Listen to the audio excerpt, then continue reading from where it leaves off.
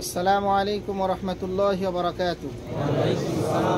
بسم الله الرحمن الرحيم. الحمد لله والصلاة والسلام على رسول الله وعلى آله وصحبه ومن والاه.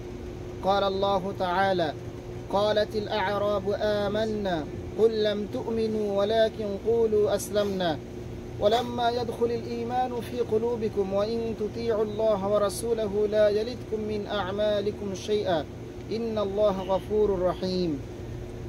সুপ্রিয় দিনী ভাইরা, আজকে আমরা তাফসীরুল কোরআন সূরাতুল হুজুরাতের পঞ্চম এবং শেষ পর্বে আপনাদেরকে স্বাগত জানাচ্ছি। প্রথমে আমরা আল্লাহর শুকরিয়া আদায় করছি, আলহামদুলিল্লাহ। শান্তি হোক আমাদের প্রিয় নবীর প্রতি সাল্লাল্লাহু আলাইহি ওয়াসাল্লাম। আল্লাহ তাআলা সূরাতুল হুজুরাতের 14 থেকে 18 নম্বর আয়াত পর্যন্ত আজকে আমরা আলোচনা করব। 14 নম্বর আয়াতে বলছেন যে আরব মরুবাসী আরবরা বলে আমরা ঈমান আনলাম। কুল লাম তুমিনু, হে রাসূল আপনি বলুন তোমরা ঈমান আনোনি। ঈমান জিনিসটা মুখে বলার নাম নয় যে আমরা মুখে ঈমান আনলাম, এর মাধ্যমে প্রমাণ করে যে আপনি ঈমানদার।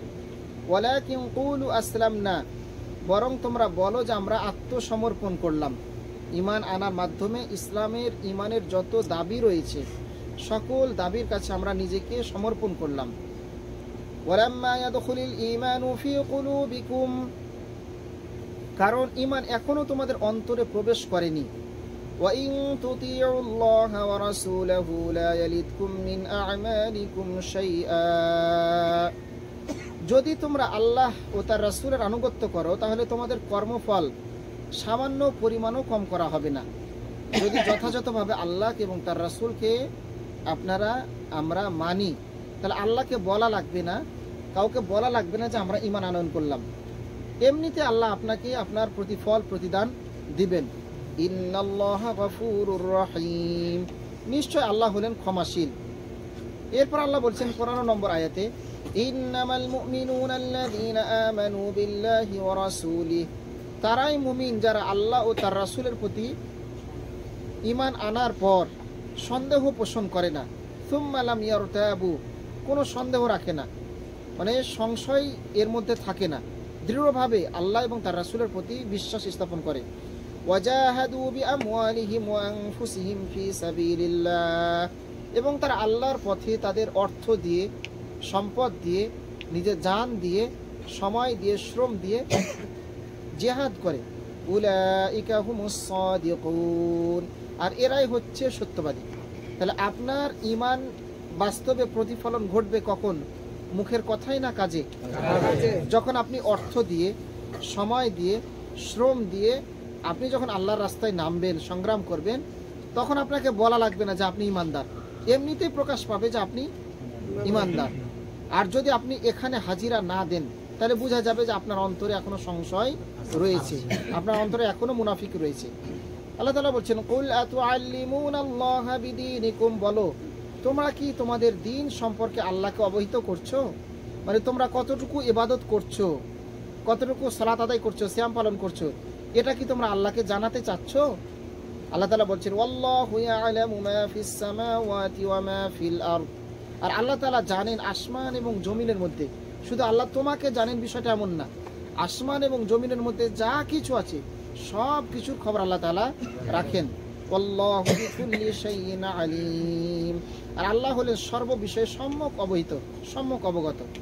আপনার এটা মুনাফিকরা বলে একটু ইবাদত করার মাধ্যমে মনে করে নিজেকে যে আমি অনেক বেশি ইবাদত করলাম, মানুষকে দেখাই, আল্লাহকেও এটা সে দেখাতে চায়। আর আল্লাহ বললেন যে না, এটা আমাকে তোমরা বললেই যে আমি জানবো, বিষয়টা এমন না।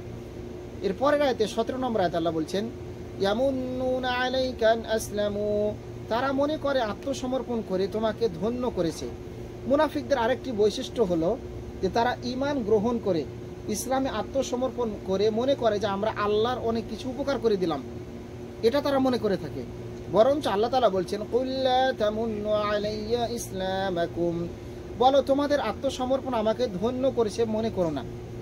আচ্ছা, আমরা যদি সবাই আল্লাহর বিরুদ্ধাচরণ করি, আল্লাহর বিপক্ষে থাকে, আল্লাহর কোনো ক্ষতি করতে পারবো না? আমরা কি বোকা স্বর্গে বাস করি যে আমরা ঈমান এনে মনে করছি যে আমরা আল্লাহর উপকার করে দিলাম। বিষয়টা কিন্তু এরকম না।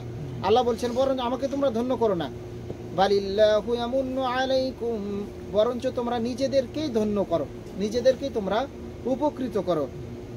বালিল্লাহু ইয়ামুন্নু আলাইকুম আন হাদাকুম, বরং আল্লাহ ঈমানের দিকে পরিচালিত করে তোমাদেরকে ধন্য করেছেন। লিল ঈমানি ইন কুনতুম সাদিকিন, যদি তোমরা সত্যবাদী হয়ে থাকো।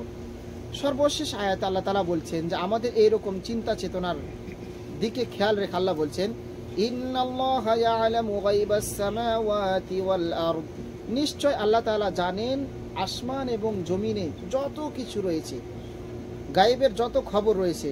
ওয়াল্লাহু বাসীরুম বিমা তা'মালুন, এবং আমরা আপনারা যা করছি সব বিষয় আল্লাহ তাআলা জানেন। সুতরাং প্রিয় ভাইরা, আসুন আমাদের অন্তরে যেন নিফাকি না থাকে, মুনাফিকের আচরণ না থাকে।